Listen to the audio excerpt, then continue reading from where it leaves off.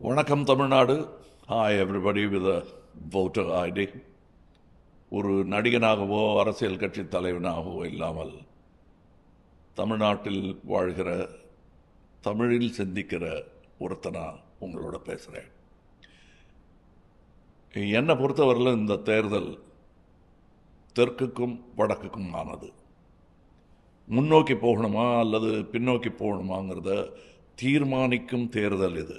இன்னும் சுருக்கமாக சொல்கிறதா இருந்தால், தமிழ்நாட்டின் எதிர்காலம் குறித்த முடிவுகள் சென்னையில் எடுக்கணுமா இல்லை டெல்லியிலேருந்து சொல்லி விட்டு நமக்கு செய்தி வரணுமா அப்படிங்கிறத தீர்மானிக்கிற தேர்தல்.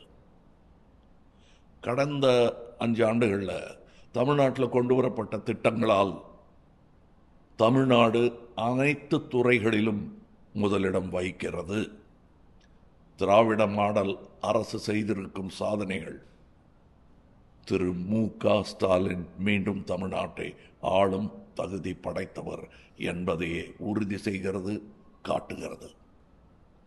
அன்று பெரியார் நமக்கு சுயமரியாதையை தந்தார். அண்ணா அதற்கு அரசியல் குரல் தந்தார். கலைஞர் தன் அறிவாலும் உறுதியாலும் தமிழ் அடையாளத்தை காத்தார்.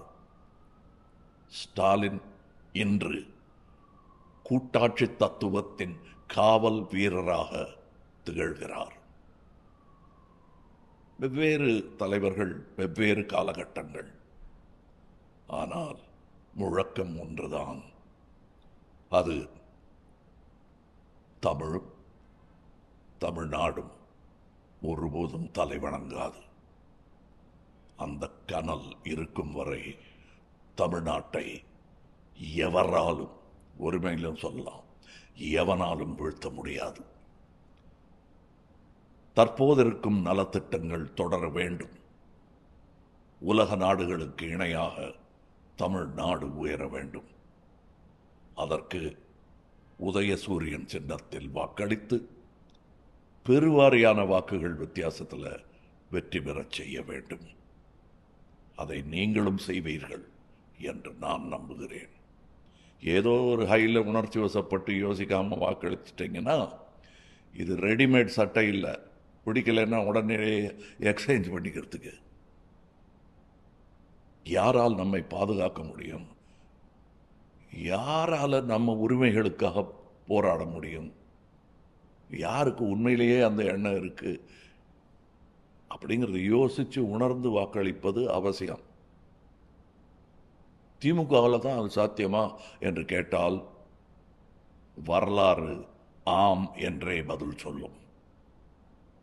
நினைவிருக்கட்டும், தேர்தல் நாள் ஏப்ரல் 23.